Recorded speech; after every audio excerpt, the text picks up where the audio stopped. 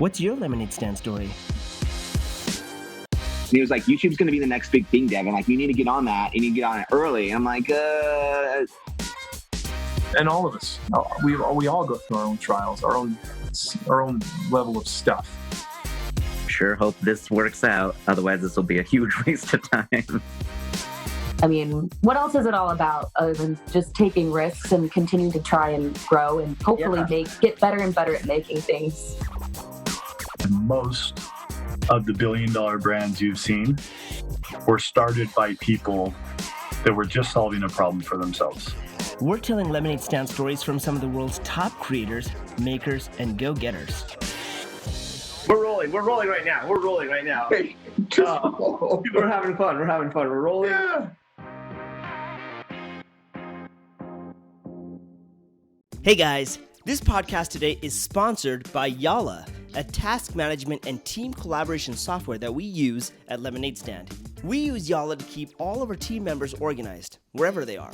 In fact, we used it to plan and organize this podcast. Visit yalla.team, that's YALLA.team, and try it for free. We also have a special offer for all listeners of this podcast. Use promo code LEMONADE and get a lifetime 25% off if you upgrade.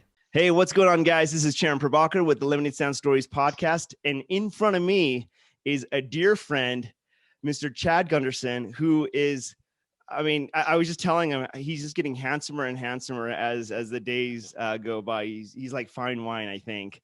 But Chad and I had the opportunity of meeting, I have to say a few years ago now. A few years ago at NRB was a Christian conference. Now, for those of you who don't know, Chad Gundersen is a producer, and he's made tons and tons of movies and TV shows and things. But the thing that a lot of people know him for right now is he is the main producer of The Chosen.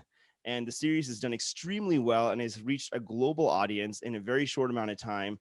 And being a producer is a very, very difficult job, as we're about to dive into in here. And Chad is behind the scenes. You don't see him as much as Dallas, like talking in front of the camera and everything like that. And that's because he's putting out fires. He's constantly putting out fires and making logistics happen. And there's like with The Chosen, where the budgets of the show aren't as high as you would want to have for like a medieval type of piece. There's a lot of logistics to figure out. And so anyway, I'm so excited that Chad finally found some time to sit and come with me on this little journey. But Chad, welcome, man. I appreciate you being here. Hey, brother, it's a pleasure. Yeah. And my apologies for not making this happen earlier. No worries. I appreciate you taking the time and all the kind words already. So let's see if we can extinguish those and figure out something better to talk about. So, all right. Well, we don't really have anything better. That's it. About. That's it. That was it. So this has been a great podcast. Thanks so much for being on. Appreciate your time. Yeah, of course. No, Chad, it's awesome. So for those of you who don't know, Chad has his own company called Out of Order Studios. And Out of Order Studios is its own production company, and it was brought on to produce The Chosen. So Out of Order has also produced tons and tons of other things. And so I'd like to kind of first go off and talk a little bit about how you even got into the film industry to begin with, and how you, and it was Chris June, I believe, who you guys together formed Out of Order Studios. So how did you kind of come into the industry? My story in the industry is, I guess, a bit accidental, but we always know that, God loves to use those little fun little surprises in your life to do things like that. Yeah, I was a biology major in school. Played sports in college. No, not at all. I played sports in school, and I was sports medicine is where I was going. That was the path I was on, and so. Started school out in California, went to Pomona College out there, a little small school out there, playing football out there, ended up playing volleyball at that school as well. And let's just say through various redirects from God, let's just say that I was not playing sports anymore. And when you quit sports, obviously the money that took you there disappears as well, right? Yes. So ended up coming back to Texas, which is where I'm from. I live just outside of Fort Worth, Texas, is home for me, and where Out of Order is based, and all that. We can talk more about that. Yeah. But yeah, so came back to Texas. Was going to go down to Texas A&M with my brother. He was in school down there. Had actually already been accepted down to A&M. Before I went to California. But oddly enough, I was a transfer student at that point, not a new student. So, Okay. and I was literally 1 credit shy of being a transfer student. So I was like, okay, well, I got to go somewhere for a semester, like maybe a JUCO or something like that, but ended up at the University of North Texas, which is a big school right here in the Dallas-Fort Worth area. And I had done a lot of theater, print work, commercial work as an actor in high school. Definitely never did it as a career thing, just something I enjoyed. Like I said, theater, stuff like that. So my first semester at the University of North Texas, which has it is a big liberal arts type school. So has a great film department, theater, arts, literally arguably has the #1 jazz department in the world. Wow. So very, very arts centric. And so my first semester at the University of North Texas, I got cast in like 5 of the student films. Amazing. So really got thrown into that world there of filmmaking. And really never thought about it as a career. When I was in LA, I was an extra in a couple of big movies as well. But again, Cool. just kind of, fun and stuff. But I do remember sitting on the set of Grosse Point Blank, if you remember that movie with John Cusack, right? Yeah. So of course. it's a high school reunion show, right? So I'm in the crowd, and there's a couple of times I'm literally right behind John Cusack. So it's kind of like one of my cool claim to fame. But John Cusack has a very large head, though, so you can't see me very well. And so, but I do remember being on that set while I was in California as an extra, kind of going, well, this is interesting. This is different. I mean, this is a career that people do. Yeah. But again, even at that point, that was not really where I was going. But so at North Texas, like I said, did a lot of acting there. I did some local theater, Shakespeare in the Park, all kinds of things like that. Still a biology major, still planning on going down to A&M, which obviously has a very large biology department. But while I was at North Texas, I kind of just started figuring out, kind of liked the school, enjoyed being there, and was kind of started taking theater classes and film classes. Still a biology major, right? Yeah. But this was all just for fun, right? Were you just like, hey, I just want to maybe was going to do a minor in it, just as like, oh, well, you got to have a minor, right? So I was like, oh, maybe I'll do a film or a theater minor or something like that. So just continued to take all those sciencey, organic chemistry and cell biology and, and all those fun things. And then my senior year, I just kind of say God kind of got a hold of me and really started changing my perspective on some things. And I started my first company, which was a company that I started with a guy by the name of Joe Scott. Joe is a kind of a big YouTube star now. He's got a cool channel called Answers with Joe. So go check that out. Yeah. And so we had a company called Night and Day Films, and we literally, on a whim, started this company and immediately started getting work. We started producing music videos for local bands, commercials for mom and pop shop type places. And within that, Joe, very much a creative, right? So he was more of a writer director. I was kind of that actor. So I'd be the guy, holding the burrito in the commercial, right? And or the voiceover guy or whatever. And so by default, our company just didn't have a producer, a quote unquote producer. So I kind of just took on that mantle, kind of realized I had a knack for kind of leading people and figuring things out and logistics and all those kinds of things. So I kind of just fell into producing. And that's when I started producing was then with that company in college still. So my senior year, I changed from biology to film. Funny enough, at North Texas, it's the Department of Arts and Sciences. So basically what happened is all my biology credits that I basically have a degree in, but don't have a piece of paper that says I do, became all my electives. And then all these electives of film and theater I was taking became my major. So I had to kind of make up a few things to kind of get there, but basically, still graduated and ended up getting a degree in film. And then, like I said, basically have a degree in biology, just not the certificate that says you do. Right. So, and then, after I graduated, just kind of continued to do things. Did my first feature film in 2005, called Midnight Clear, and that was with Dallas Jenkins, actually. No way. Are you kidding me? So Yes. were you guys buddies for Yeah. like a long time then, or how did that all So another happen? funny story, how Dallas and I met. His father obviously has wrote a pretty well-known book series called Left Behind, and that was kind of at its peak. They were probably 3, 4, 5 books in by early 2000s. And I literally wrote a fan letter to Dallas's dad, Jerry. Wrote a letter to him, like wrote it, not typed it, wrote it. And just said, hey, if these books ever get made into movies, I'm a film student. I had just graduated, a year or two earlier. If they ever get made into movies, I'd love to be a part of that. And Jerry, very gracious, very nice, wrote me back and said, well, funny you should say that. My son is also a filmmaker, a young filmmaker. And Dallas is a year or two older than me, I think. We're pretty close in age, but he has just been out of school as well.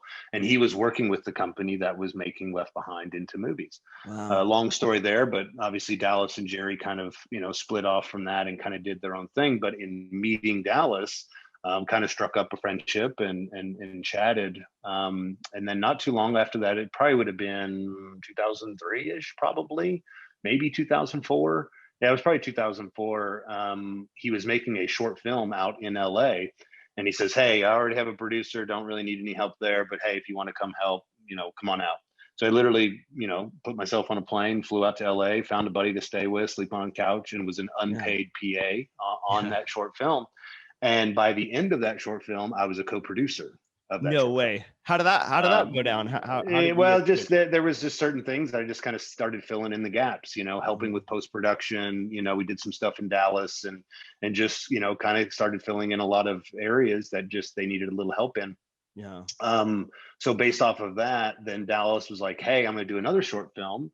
And this was Midnight Clear, the short film. And he goes, hey, if you want to produce this, come produce this for me. So oddly enough, we shot that in Phoenix, Arizona, of all places.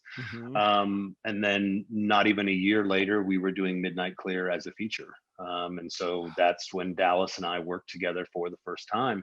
And then funny enough, Dallas and I have not worked together since then, all the way up till The Chosen. So we've known each other. Yeah. Stayed in touch, followed each other's careers. What are you working on? What are you doing?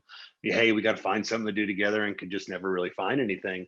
And so when The Chosen came, it was, from, shooting it here in Texas, which is my backyard, to, them needing a producing entity, which is myself and Chris June, who you mentioned earlier, who's the partner in Out of Order Studios.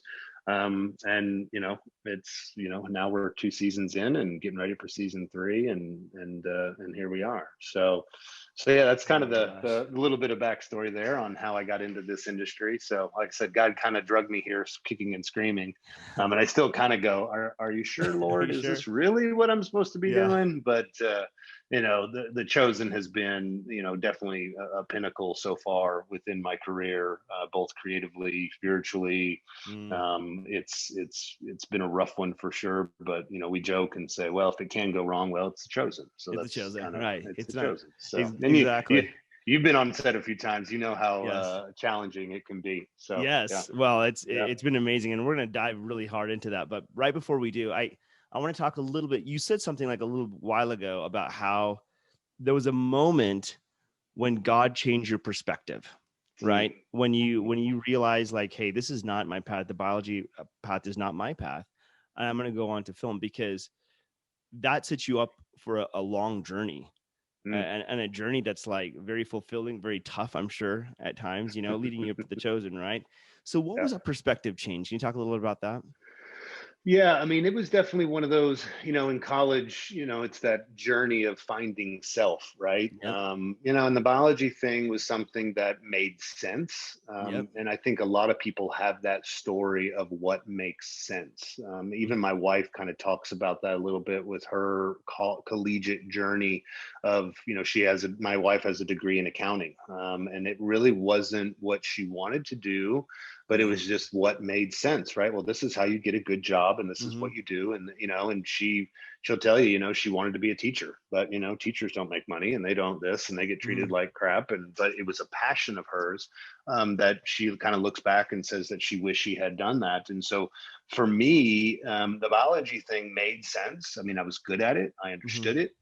It definitely, I enjoyed, I was interning at places, occupational therapy, physical therapy, sports medicine, all these kinds of things. So I was doing all the things that made sense to have a great career in that path. But I can also say that just looking back, I always kind of had that creative bug, right? I had done, like I said, done a lot of theater in high school growing up. I had done some print work, commercials, little things like that. But again, I did it more out of fun, not like, oh, I'm going to be an actor. Like, this is what I want to do with my life, which again makes sense, because now as a producer, I kind of use both sides of the brain, right? I am, a lot of producers, they're very kind of categorical, right? They're executive producers that work on finance, or they're creative producers that help create stories and find stories and do those types of things. And then there are like line producers that are budget and number crunchers and day-to-day type thing. And to be honest with you, I'm kind of all of those. I love the creative. And so I love working that angle of things.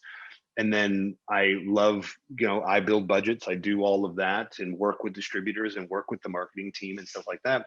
So I have the appreciation for both sides of the producing thing. And that has helped me a lot, because I can go, okay, well, creatively, we can't do that because we don't have the money, but let's discuss and figure out how we can make your idea, writer, director, how do we make that work within the confines that we have from a budget standpoint? And so that's helped me quite a bit. And on The Chosen, not as involved on the creative side. Dallas leads that charge, and he's got a writing team behind that. But it is those times where we do have to sit down and kind of go, we can't afford to do that, man. We just, and so that is where that sort of kind of both sides of left brain, right brain, numbers and creative and that sort of thing have come in handy. And kind of looking back, that's kind of what brought me on that journey, was that, first and foremost, and I do think God does that sometimes. It's kind of the least expected thing is where he's going to throw you. And sometimes not. I mean, sometimes people they know from an early age what they're going to do. But for me, it definitely was like, I had no clue, like never in my, 18, 19, 20-year-old brain was going, oh, this is what I'm going to do for a living. But I will say, once God kind of slapped me with that, it was like, well, I can't imagine doing anything else at all. Still have a huge appreciation, love sports and love working out and doing all those things. So, and honestly, early on in my career, before I went full time into producing, I was a personal trainer for a long time. Oh, nice. Was fortunate enough to work with like some professional athletes in football and golf and baseball and different things like that. So that was a great experience to have those kinds of things. And so I can kind of see, well, God was kind of preparing and using that as a means to an end. All of us filmmakers have done other jobs a lot over the years. And so I've been doing this, full time for over 10 years, probably 12 years now. So been very fortunate that this is all I've done. But for the first, 10 years of my career, it was like, well, I would do a movie. You'd be gone for a couple of months and you'd do a movie, then you'd have to come back and do your normal job, right? And then you go off and do another movie. So I always had to find jobs that would allow you that flexibility to kind of leave and come back. So it was personal training, and it was like I worked in landscaping for a long time and mowed yards and did all that because I could go away and come back and I still have a job. And I always joked with the personal training, I'd go away for a couple of months and all my clients would gain weight and get out of shape and be unhealthy. So it was guaranteed to come back. It was like guaranteed employment, man. Guaranteed. So, but been very fortunate, very blessed to be doing this now for quite a while, and and being a part of projects like The Chosen and others that I've been fortunate enough to do. Have been a good thing, but it was definitely one of those things. When I speak, I tell young folks all the time, you better know that that this is what you're supposed to do for a living. And honestly, that goes for believers or non-believers alike. I mean, this business, this industry, as you know, is, man, it can chew you up and spit you out pretty big, right? And pretty hard. And it's tough. And so, like I said, and then if you do have any sort of faith backing, you better know even more, because it can be pretty rough to watch and be a part of, and kind of, you need that guidance to get through it, to kind of stay true to your convictions and that sort of thing too. So, well, you know, it's so interesting. I feel like our paths are very, very similar in that sense, because I'm a producer as well, right? As an actor, and but it was the same thing. I went to school for things that made sense. You know, I was a business major initially, and I was like, yeah, that's what I'm supposed to do, because I knew that I couldn't be a doctor because I passed out on the first side of blood. So I'm like, that's not for me. Okay, tapping out on that one. Yeah, check. Nope, not that. So I thought, well, I'm going to be a businessman of some sort, or you know, yada yada yada, all because of reasons that made sense, right? It's the things that would work, and I was good with numbers and all this stuff, but I found that I just did not enjoy it. You know, I just didn't enjoy it. But acting was something I always enjoyed. But I'm like, there's no way that's too fun. There's no way I can make that a career, because it's too fun to do, right? Yeah. But then that's what happened. And when I first did my first short film that I was the lead actor in, there was just so many logistics that we had to figure out and do. So I stepped in to like figure out those logistics, and then now I'm a producer. You know what I mean? Like that was just like the thing that fell in my lap.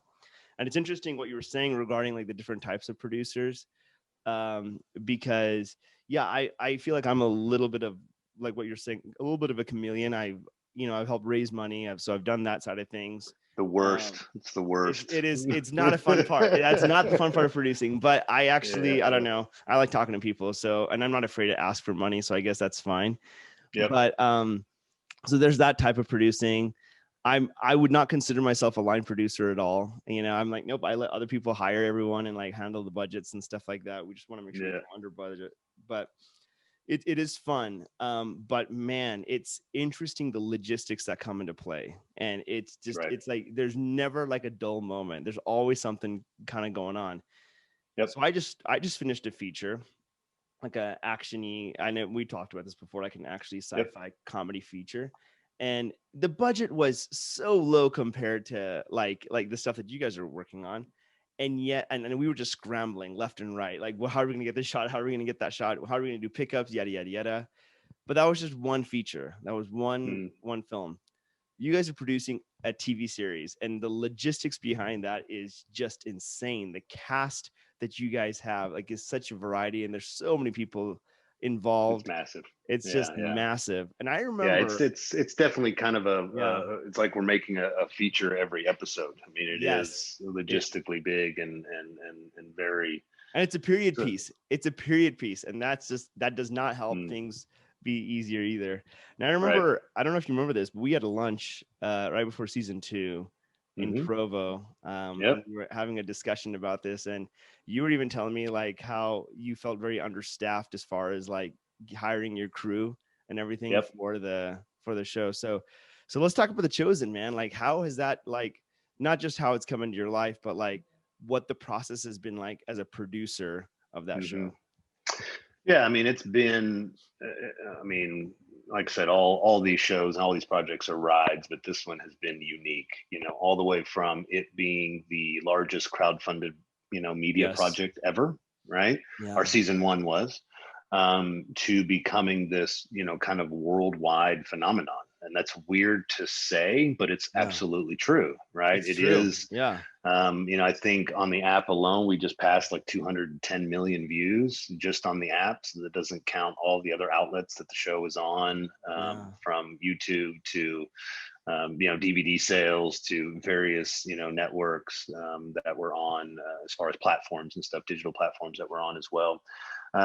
So that in itself has been an interesting thing, and pretty humbling. And you kind of just have to ignore that, just to kind of go, okay, we just have to kind of put our heads down and keep working, because it's definitely become one of these things now, where like, we just don't want to screw it up. Like, we just don't want to mess it up. Right. Because it's become this thing where the expectations are high, and we're only in season 2. We're not even done with season 2 yet. I mean, I think, we're probably in a space where we were praying and hoping to be maybe after like season 4. And now we're actually in season 2 and we're there. And so it's definitely been a journey, and as you mentioned earlier, we're actually operating on half, if not less than half, of what a normal show of this scope would be. as far as networks or something like on HBO or Netflix or, Amazon, Hulu, all those places, because of, episodic television becoming these huge grandeur type projects, right? I mean, you kind of think of something obviously as massive as Game of Thrones, but also something just as simple, at least it feels simple, as some of these just normal network shows. And like I said, our per episode budget it's actually been less than half. It's probably been a third, and we're probably now approaching the halfway mark, but we're going into season 3. And so, and I don't ever honestly seeing this being as high as some of those others, even all the way up to season 7, which is the goal of the show, is to do 7 seasons. So being a good steward of that money, because we're financed by the audience, our audience, I like to say the audience is our boss. It's not a studio, it's not a big network. Obviously Angel Studios is a part of it, and they are our distributor, and they have been a massive resource and a great partner in all this. But our funding doesn't, directly come from them. It comes from our audience. It comes from these people paying it forward, because the show's also free, right? I mean, who does that? Who gives away a show for free? It's like so completely out of the box thinking, man. Like it's not anything that's really been done. So it's been really great, and a lot of that has even been a learning process. So Daryl, our executive producer, obviously Dallas, all the people over at Angel Studios, they're even kind of learning and what is working, and when you start going, oh my gosh, we gave that show away, and this was back in season 1, we were kind of figuring out, we're like, well, we gave the first episode away for free, and we saw this huge spike. And then all of a sudden we gave 2 episodes away for free, and the spike got bigger. And then we kind of finally got to the point where like, well, let's just give away the whole darn thing for free. And it's just like the show exploded when we did that. And the support became even more of people going, well, I want to give. I want other people to see the show. So obviously you got to make a good show too, that people want to go, I want to pay it forward to let other people see it. So it's just been this weird, crazy journey that, only God could have his hand on it to make it happen. So it's definitely been humbling in that regards. But, as you mentioned, it's, we have a cast of over 100 people every season, right? So we're 100, 105, and that's speaking roles. That doesn't count literally the thousands of extras. Oh man, had. For sure. You were there on that day, and that's episode 8, so I don't want to give too much away, but maybe by the time this comes out, it'll have already been out. But you'll see the thousands of extras that showed up in a pandemic, went through the trouble of being tested twice before they even showed up. So we did all the safety protocols. We had no outbreak. We had no cases that we're aware of. I mean, sure, I guess somebody may have gotten it, but we weren't aware of it. And it definitely was like an outbreak where all of a sudden, oh my gosh, 50 people all came down with it in one day, or 200 or whatever. And it was, on top of that, it was record-setting cold temperatures in the state of Texas, of all places, right? Well, I remember, like, I think it was like you, or I forgot who I was talking to. It might have been you, but you were like saying, like, dude, it's gonna be cold. Like, make sure you pack up and wear warm clothes. I'm thinking, Chad, I'm from Utah, dude. Like, I'm from Utah. It's cute. Yeah. And then I'm like, that's great. That's cute. And I get out there, and I'm like, wait, what is this humid cold? Like, this isn't Utah cold, right? Yeah, it's like totally it seeps through your clothing, right? Well, and in Texas, we actually get that a lot. People that come from up north are like, oh, you're cold, and we're like, look, it's not about temperature, right? And our temperatures very rarely get. If we get below 20, that's like, oh my gosh, insane. That's crazy. If we get below 20. So normally our winters, maybe we see the 20s, 30s every now and then. Yeah.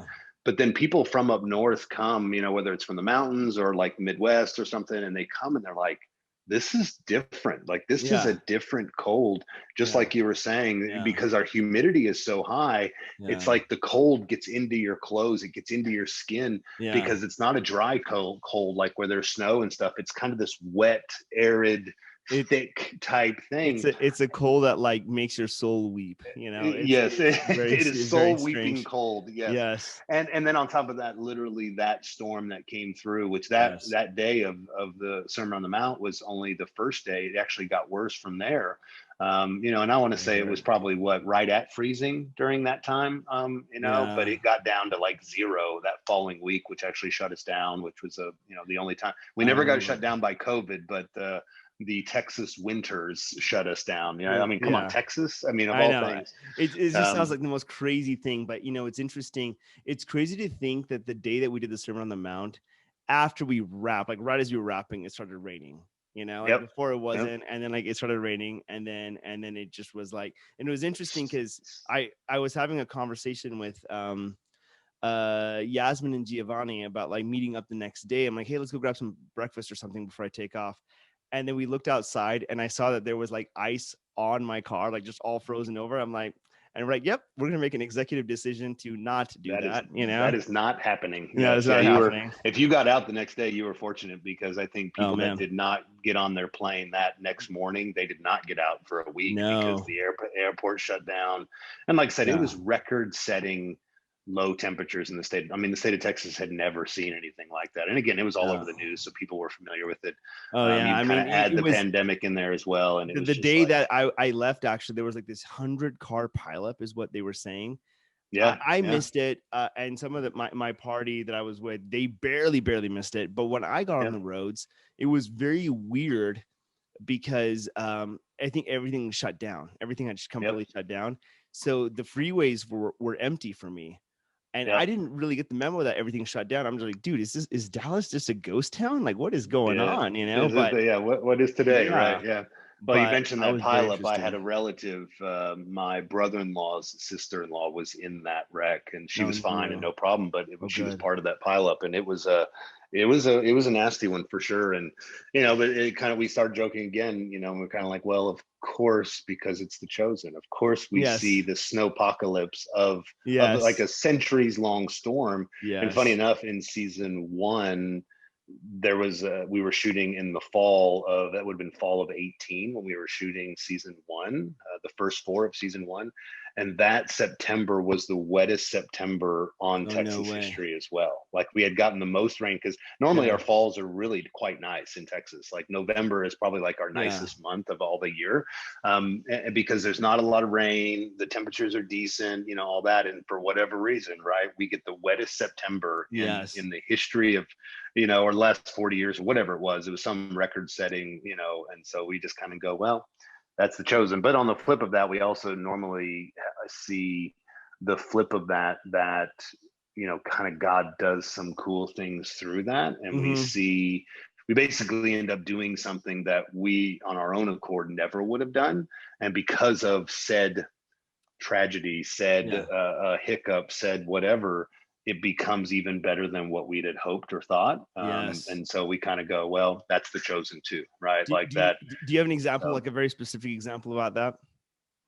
I mean, there's definitely, those two for sure, the crazy rain and that, and then the snow in that one. And again, the Sermon on the Mount is going to be a great thing.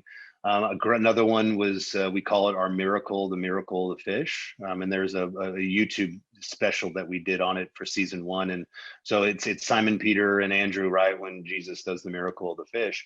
And that literally was one of those things where we had planned on using real fish up until literally a couple of days before. I remember this, and then we basically got shut down by the lake that we were on, by the Humane Society, and all these things, various reasons. They said, now you can't use real fish. You can't introduce them to this lake.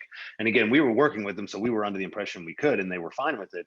But long story short there, basically our visual effects team, led by Chris June, my business partner, and Will Nicholson, who's our visual effects supervisor, basically just kind of came up with this idea that worked. And now you look at the miracle of the fish in season 1, and it's just an epic shot, and it looks so great.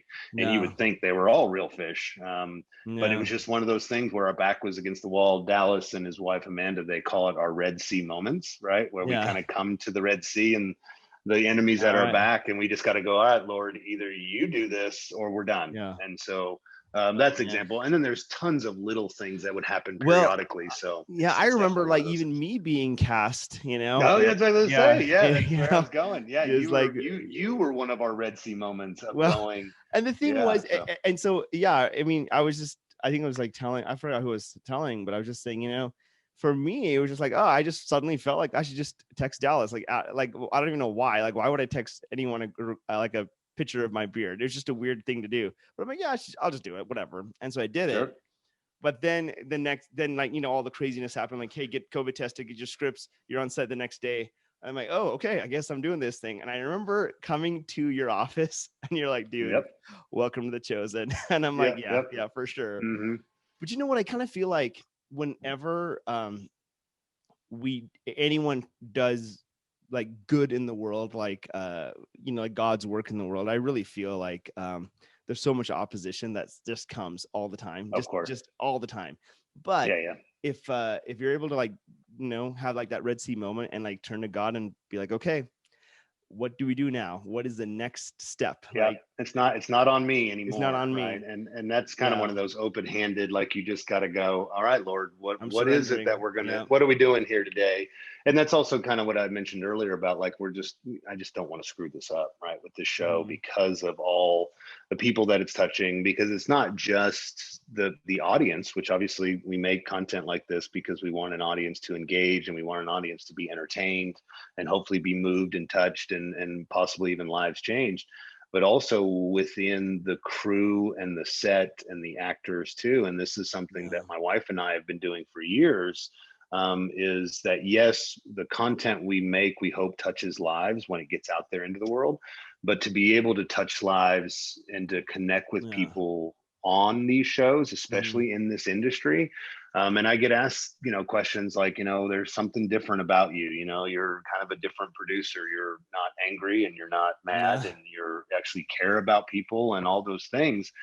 And it's kind of, those are the opportunities where you can kind of go, well, that's kind of, I like to say that's my swinging door to go, well, here's what's different about me. Here's what it is about me and my faith and what God's done, with me and through me and all those kinds of things. But also just to be there for people, because this industry, like we were talking about earlier, it chews people up and spits them out, and it's a very self-centered industry, right?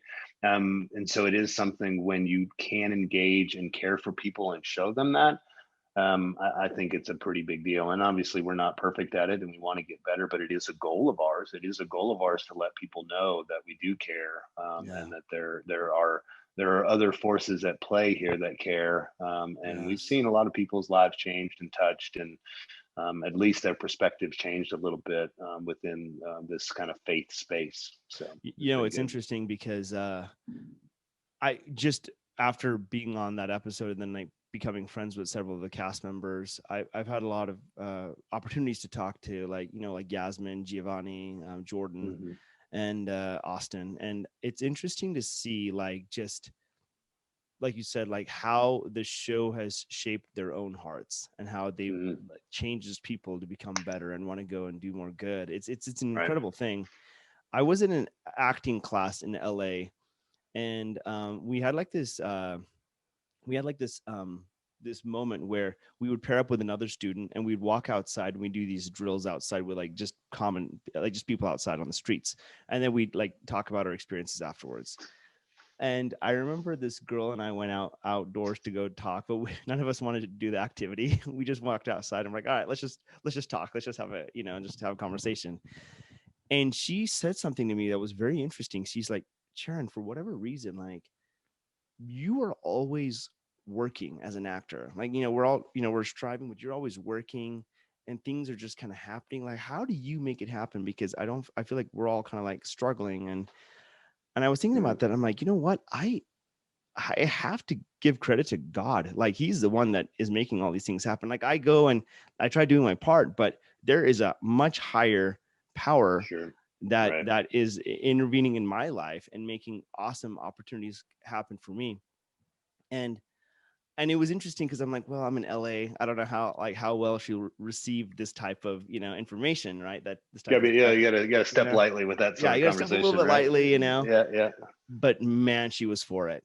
And not only was she for it, she's like, oh my gosh, like, I believe in God too, but I don't like to talk about that. I mean, she gets like a little nervous because she doesn't know how people respond. And I said, you know what? I know. You look around like, I don't know. Like, is everything gonna be okay? Yeah, exactly.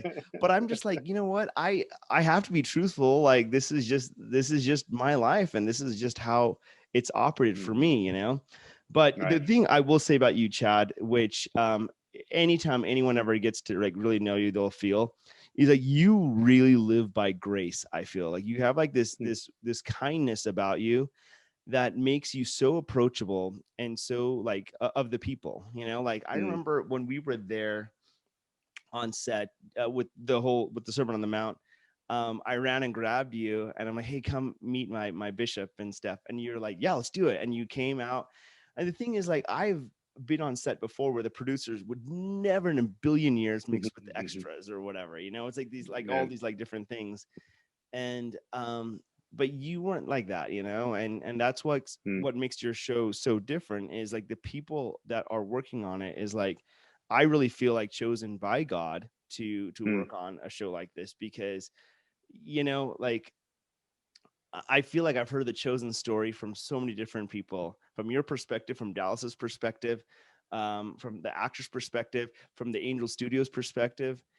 Every single person like had like this really cool part to play to make the show become a reality. And it's not like, oh, I'm the sole person that did it. Like, there's no ego involved. That you just can't have ego in this type of thing. Like, this is, I mean, I don't want to say like this is the Lord's project, but in a sense, you are sharing the Lord's message. So in a sense, it's like, no, he is definitely a part of it. And he is the one that's kind of like orchestrating things and making things move. And he allows you to know that he's the one doing it because he gives you so much opposition, you know, and says, okay, like, let's see how you can do it out of here other than having faith. Right. So, well, and I think it is one of those things where, you know, you kind of talked about, you know, opportunities and stuff like that. And it is finding that balance because, and I'm sure, you know, Dallas would say this, Daryl would say this, the Angel guys would say this, you know, I live by the scripture of faith without works is dead. Right. Like, and so there are a lot of believers out there that are kind of going, all right, Lord, I love you and I believe in you and I want all these things. So, you know, let me have it. Let me give it to me. I want whatever it is. Like, you know, give me opportunity. And they're sitting there doing nothing. They're not putting in the work. And so, you know, but at the same time, there has to be humility to it as well to kind of go, well, I missed that opportunity or I messed it up. And 9 times out of 10 of it's us messing it up, right? It's not, you know, something else, some outside thing or whatever. So it is finding that balance of first and foremost, knowing kind of what God's called you to do, but at the same time, working your tail off, you know, and it is a work, you know, and so that whole faith without works is dead is a big one for me that I just go, look, I am here to work. And then also not being, you know, and I do think, you know, oddly enough, The Chosen is kind of heading in that direction of being this kind of otherworldly big type of thing, you know, and, you know, whether it's Dallas or us or whatever, got to stay humble in all these kinds of things. And to be honest with you, that those extras that you're talking about, those are the ones, because all those extras that were there, I like to say they were all pay it forward people, right? They were all people. So I'm like, you were taking me to introduce me to my boss, you know, because that's kind of the way that I saw that was like, well, of course I'm going to go and talk to him. Now, if there was something more pressing, I would assume that person that kind of quote unquote invested into the show would say, oh, well, he's busy working on that thing. But I had a moment. It was a great time. And so I think God just kind of lined that up. And obviously it was a huge blessing to be able to meet them and to meet others, you know, and that was such a big day that we were kind of at that point where there wasn't a whole lot we could do anymore. Like it's going, like, here we go. Like, we can't, like, we've done all the prep. We've done everything we could. Now this day just has to happen. And with the weather and all those things, I would say my biggest concern was, you know, finding people and making sure nobody was like, you know, their toes were frozen off because it was so bad and nobody would leave. Right. I mean, part of what I was doing that day was going around and just kind of checking on people. And we were forcing like kids and various people like into vans to warm them up and stuff like that. But people were like, well, we just don't want to miss it. We don't, you know, we don't want to miss the shots. We don't want to this, we don't want to that.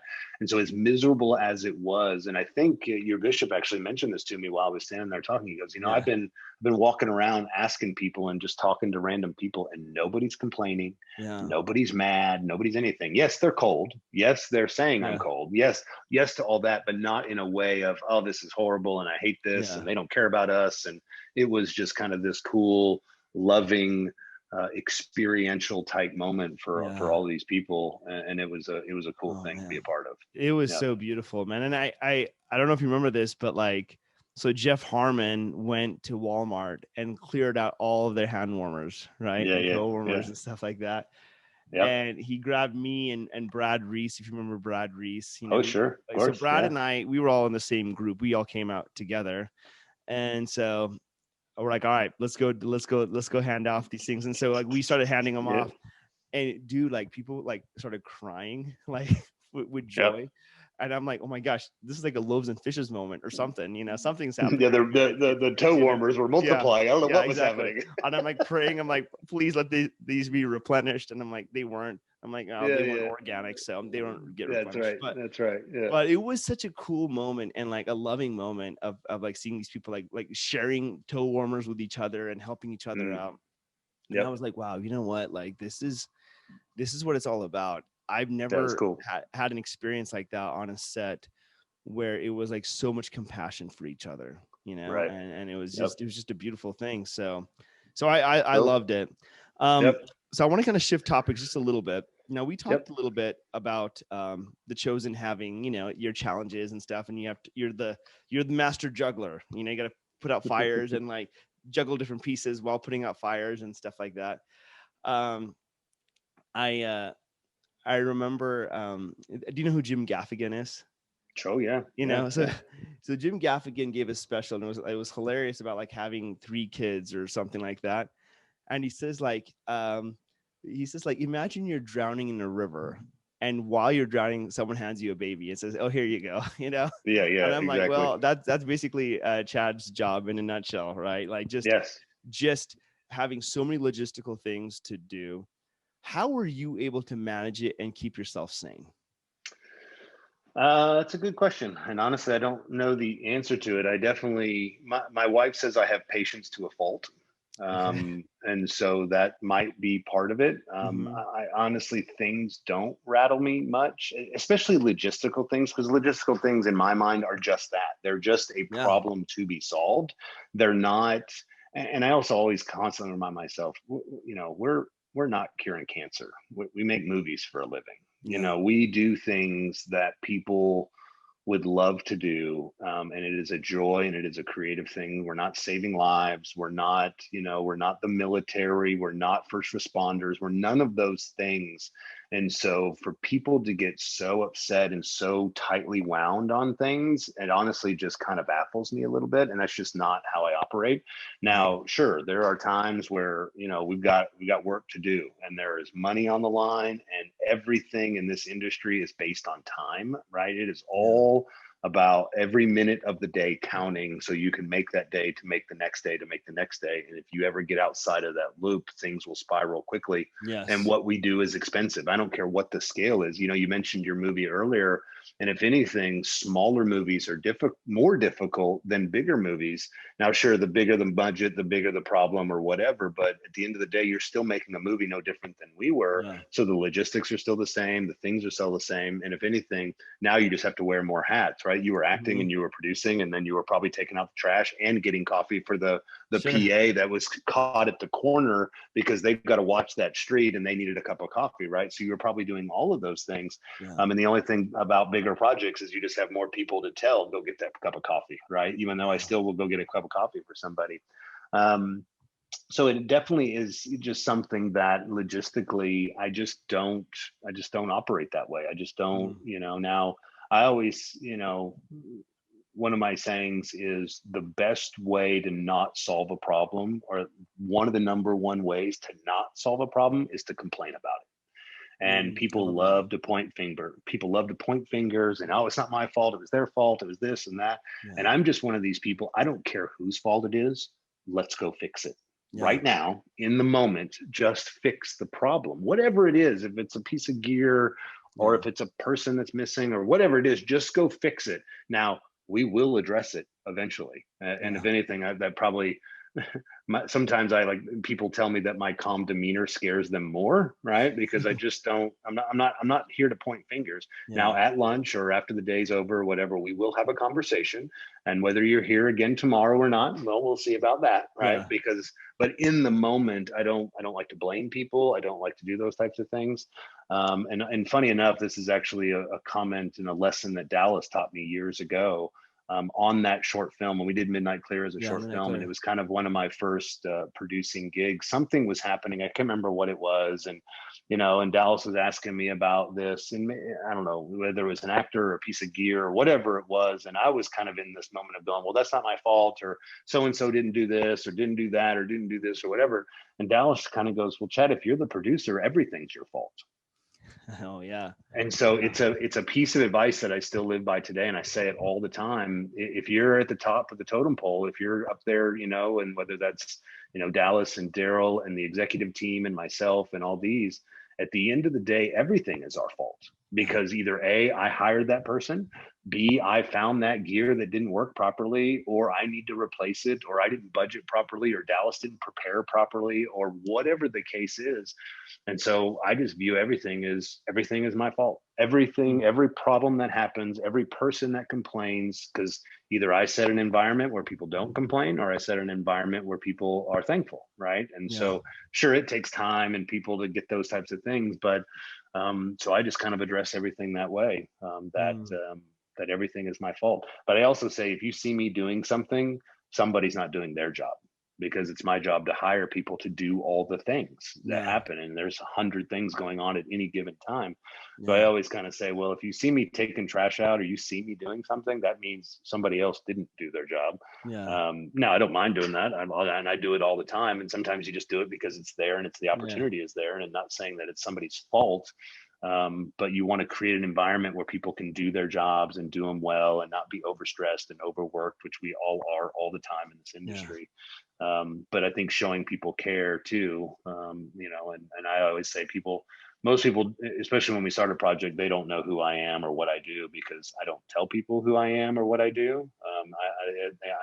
I always say I look like a grip back in the corner over there somewhere. It's kind of, and then they kind of find out who I am, but that's just not how I operate. I'm just there to work, and it takes all of us to do this. And that's why there's so many credits in a filmmaking thing, because it just takes so many people to do what we do. So many people, man. The logistics are crazy, but I love your attitude of not getting overly angry or emotional or anything when there's a problem that needs to be fixed. You just go and do it. Do you feel like that's your approach for life as well? Yeah, things, and again, sometimes it's a good thing that I don't stress over things, and sometimes it's a bad thing. And sometimes it is good to be kind of stressed over something, and not stressed in the sense of like worry or confusion or whatever, but just a sense of urgency. Sure. But it is something, and again, my wife likes to point it out. I'm just never in a hurry. I'm never, I don't worry about things like that. You're not frantic. So, you don't have that energy. You don't have that frantic energy. No. And like I said, I'd say the only time I get upset or mad or whatever is if people are being mistreated or talked down to, like that. If you want to really drive me crazy, act like you're some big shot.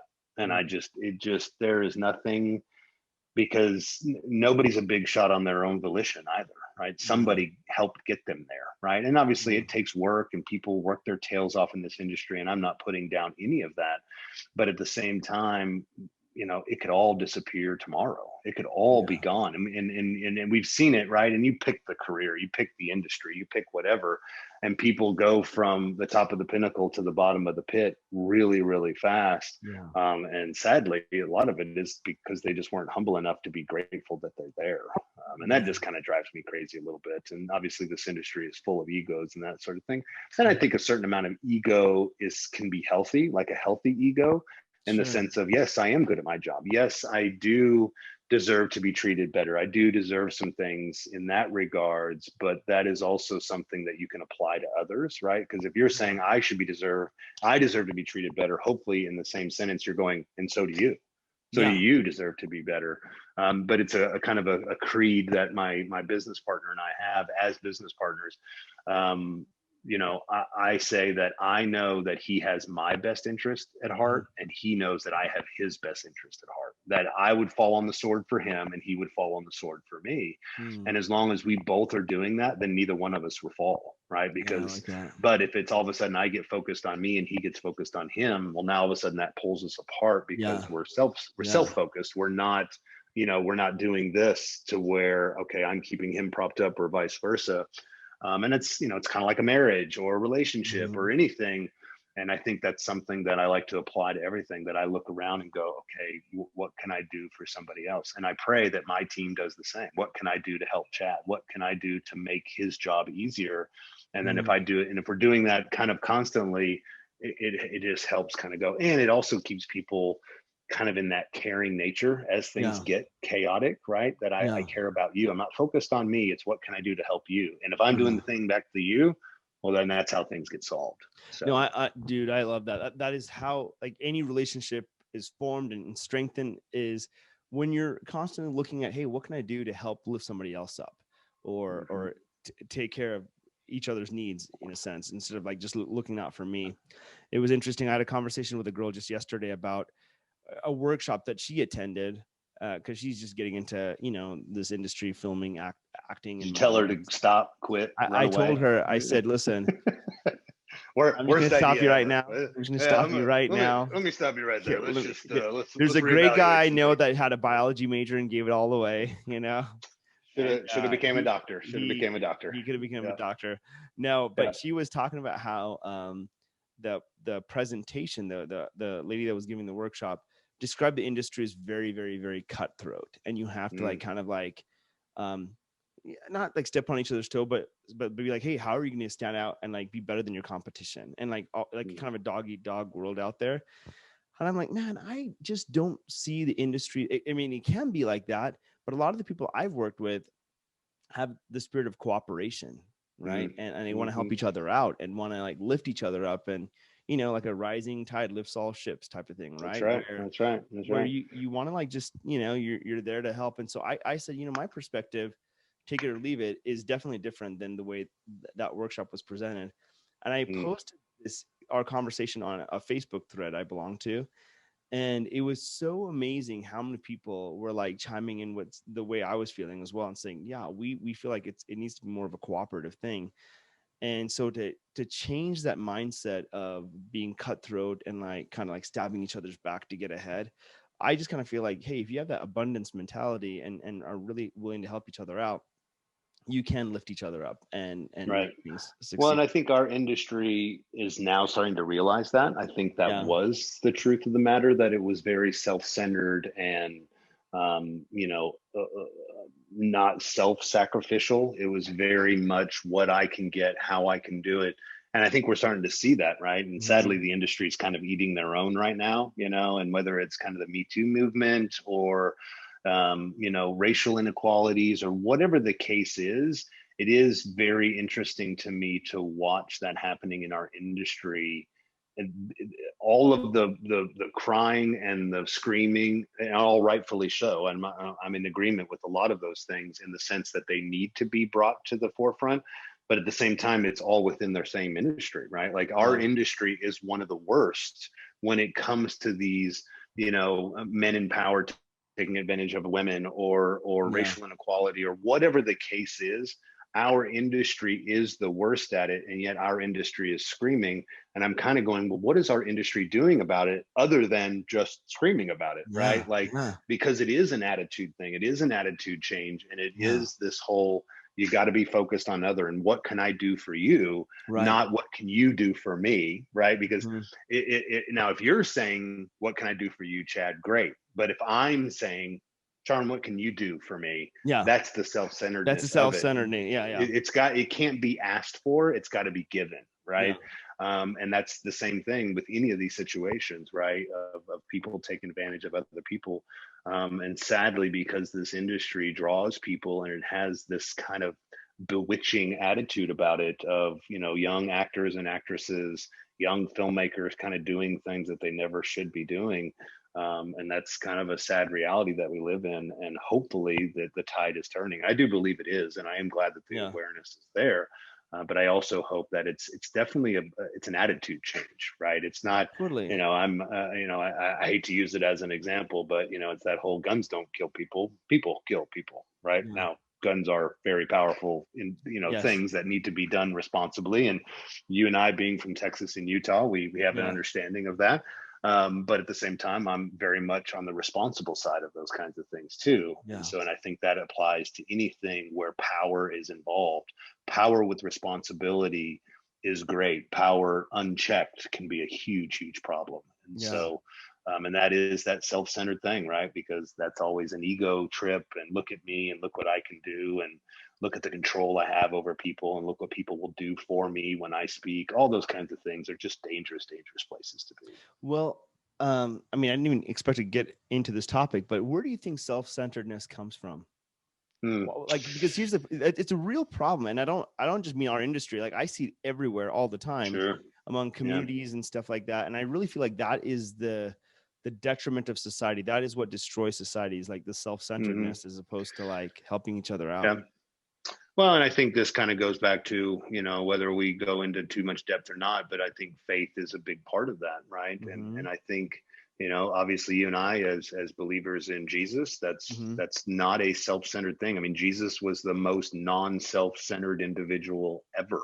Like, yeah. And him as our example is easy, right? And obviously you can apply this to other faiths and you can have those conversations.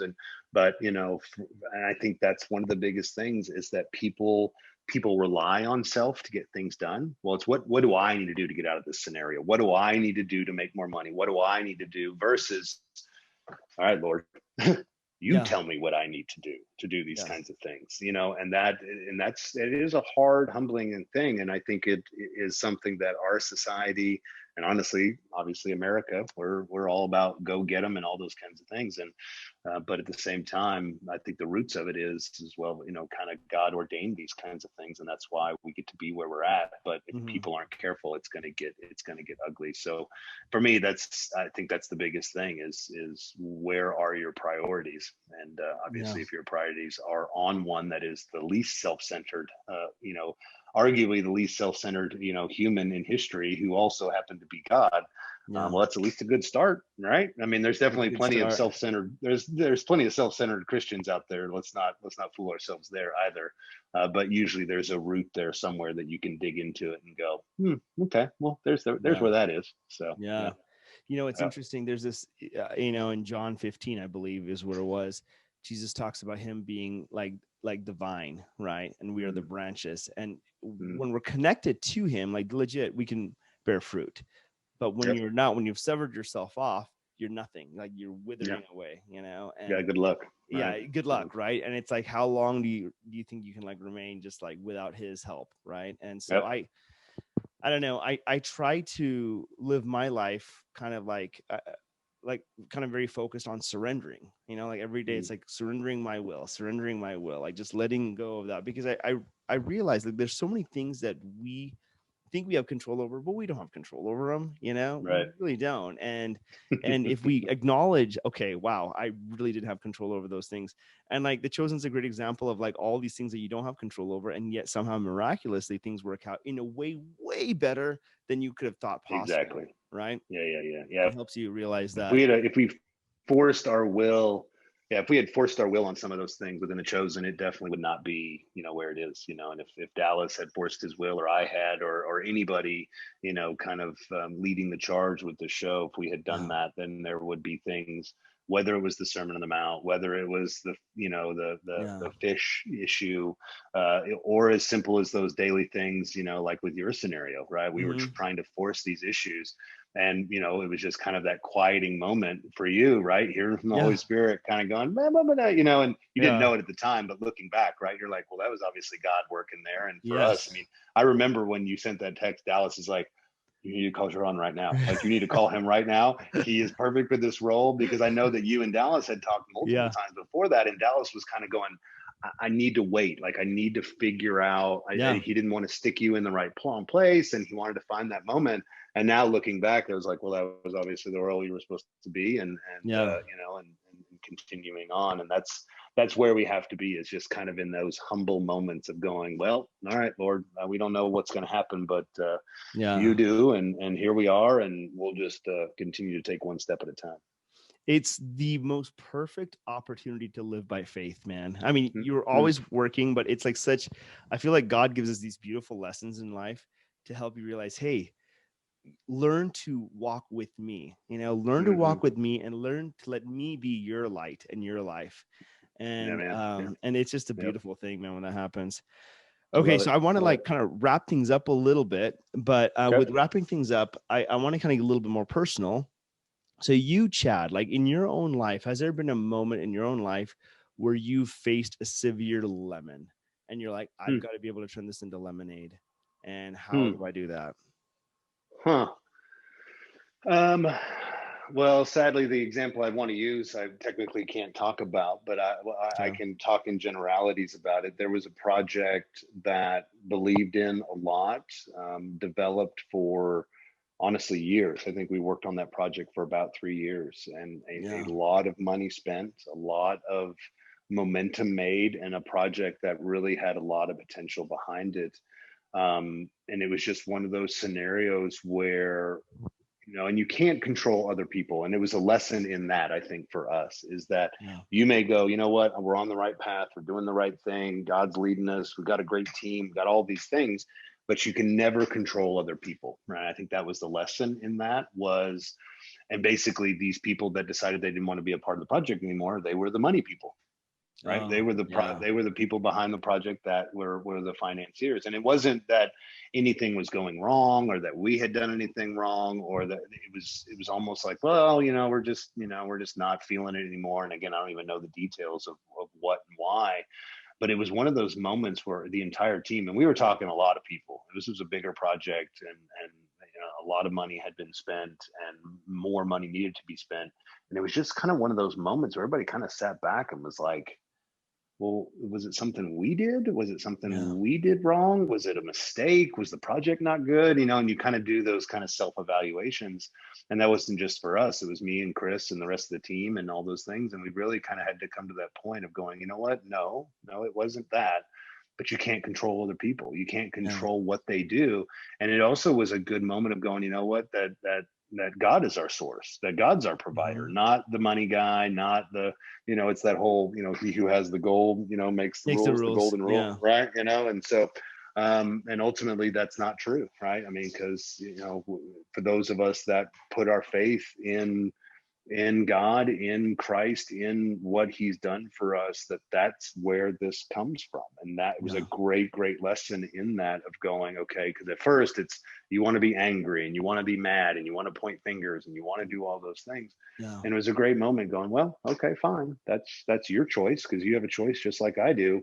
And my choice right now is not to be angry with you. Now, again, kind of like I mentioned earlier, I obviously would think twice if that individual and that group came back to us again and said, hey, let's do a project together, right? I'd be like, Yeah. no, it's that whole fool me once, right? Shame on Yeah. you. Fool me twice, shame on me. Shame on me.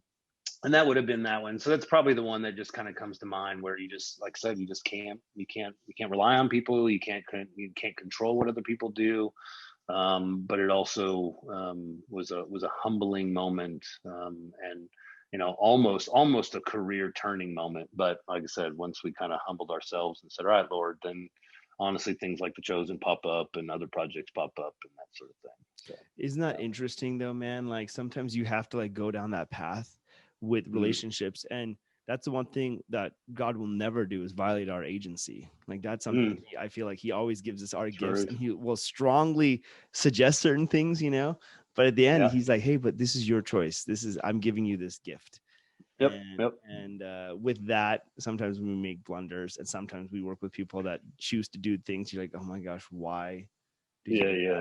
So it's up to us to live and learn and keep going. And if anything, what it does is, if you approach it right, it strengthens your faith, and then you're smarter, more adept, more focused on him the next go around, and the easier it becomes, because you start seeing things through his eyes, and he can show things to you easier the next go around. I love that. I love that. Yeah. So leading with that, what is your greatest source of joy right now? I'm in a really cool place. I mean, and not that you're not always in a cool place with your family, but I would say family. My kids are teenagers now, and it's kind of this new phase of life, but they're not children anymore. I mean, they are my children, my wife's children. But every phase of life with children is a new thing, and both of my kids right now, because they're in these teenage years, and obviously there's trials in that, and there's interesting moments in that, but it is just awesome to kind of see them start to come into their own and figure things out, and where life's going to lead them. And honestly, the biggest thing, both of them have kind of these new milestones in their faith, right? I mean, as a parent, and especially as a believer, right? It's kind of like you always have those moments of going, your kids need their own faith, right? They can't live off my faith. They can't live off my wife's faith or the pastor's faith or the youth leader's faith or anything. They've got to find their own, and they got to find their own path. And I think that is a huge moment for kids, is to find that out. And both of them have different moments, and they've had various other moments, but they both recently had some really cool moments. So I'd say that's kind of a big thing right now. And if anything, I kind of want to be around my family, be around my wife more, be around my kids more, because I'm so busy. And so within the blessing of the chosen, currently anyways, that's kind of been a hurdle. And that's something that honestly the entire team, whether it's Dallas and his family, Daryl and his family, Chris and his family. And what I do love about the chosen, the entire team, we are very family focused. So we always, if something happens or something needs to be done, like we don't even blink. It's just like, and everybody has the same attitude of go take care of your family. We will figure this out. My production manager, Carrie Navarro, and my coordinator, Renee Motes, they're kind of my right and my left hand, and they are just so good at focusing on those kinds of things and looking for scenarios to help people. And it is one thing I do love about the chosen and the team that we have around it, is to be able to do those things. But for me right now, we're just kind of in this cool place where I just honestly want to be around them and see them, and whether it's sports or school or extracurricular activities, whatever it is. But again, even finding their own faith and doing those kinds of things has been a really fun thing to be a part of as a dad. You don't ever, I'm like, I don't feel like I'm that old to have teenagers, but here we are, and that's what it is. So yeah, I'd say that's a big one right now. Yeah. That's amazing, man. And it's cool that you were able to like have so many memories with them. It's just an awesome thing. Like, I think like, I was talking to a friend of mine who he was a former Disney exec, right? And he said like he was traveling the world, was like just like promoting, like he was like a big marketing guy for like hundreds of movies, like Pirates of the Caribbean, like all those like type of like $100 million big movies, he was traveling the world doing all those things, having like all the parties, yada yada yada. And he's like, but I never saw my family. And it's the worst. And he said like it was the worst. And in the end, he ended up leaving. He was like, I can't, I miss my family too much. I miss seeing my kids grow up. So it's beautiful that you're able to like recognize that, man, and enjoying this phase of life for what it is and all that stuff. Early on in my career with my wife, even when we first got married and before even kids, we put this kind of 2-week rule in effect. And so we don't ever spend more than 2 weeks apart. We figure it out, whatever it is. Normally it's them coming to me. So if I'm on set for months on end, then they come and visit, and, and we're not batting 1,000 on that, but it's, we may go beyond a little bit, but it's when you start setting these goals and setting these priorities of going, no, we're not going to be apart for that long. And, it's been a really good thing for us. And it is something that I try to tell young families and young parents and young people in the industry is this industry will, again, it kind of goes back to what we were talking about earlier. This industry is tough, man. And it's tough to have families. And, it's almost a joke in Hollywood of people, splitting up and kids without their parents. And it's all those things. It's just not what you want to see. And so when I was joking earlier about, you were saying about, giving some advice to that young actor or actresses, there is something, but it kind of takes us back to that thing what I was saying earlier about you better know that you know that you know, because like I said, and that's on either side of the camera, on the creative production side or on the acting side.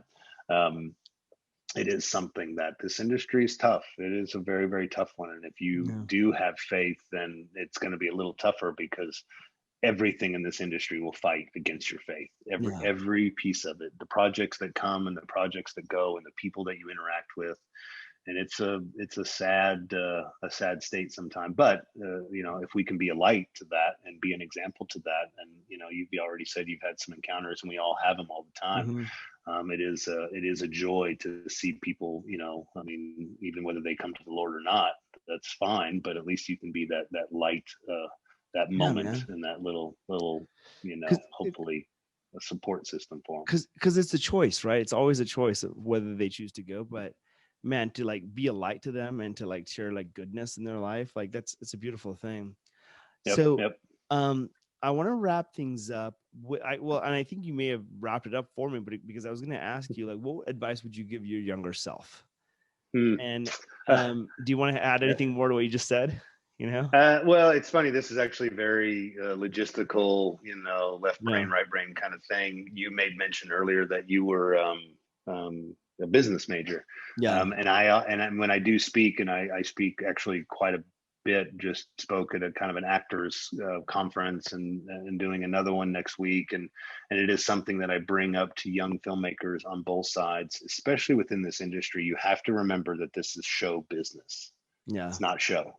Yes. You want to do a show, go do community theater, Yes. go do things for free. But if you're going to do show business, there is a business side to this. And I think that's what catches people so often, whether it's planning, I think God definitely knew what he was doing when he put me with a wife that has a degree in accounting, right? Because and I always joke, we say that, I build multi-million-dollar budgets as part of my job for a living, but I'm not allowed to touch our finances at home. Like, she controls those. But I think God knew what he was doing, because she's very good. The way her brain works is she's very good at planning ahead and looking forward. And, this industry is feast or famine, right? And so I always tell people that you need to look at that business. So I always say, I wish I had gotten a degree in business or finance, at least a minor, right? Like to have that business sense, which I think this is said all the time. Like, what does school teach you and doesn't teach you? And it's like, you're never even taught to balance a checkbook in college. Like, how is that not a basic necessity of life, of how to do, your bank account and planning and in these kinds of things, right? And so it is something that I always make sure to tell people. And again, regardless of the piece of the industry that you're thinking of going into, look at it as a business thing. Because if this is your career, then it's not just a game. This isn't, again, if this is fun for you, then go do theater, go do those that are free. Because obviously there's professional theater out there as well that you can make a living at. But I just think people don't look at it that way. And that's what the burnout comes. That's where the making very poor decisions come, because they're not approaching it that way. And I think that was a huge piece of advice. Very practical, obviously not heavy revy kind of thing or anything, but that's what I say all the time, that, I learned it very hard knocksy. I didn't, get that business or that finance or whatever.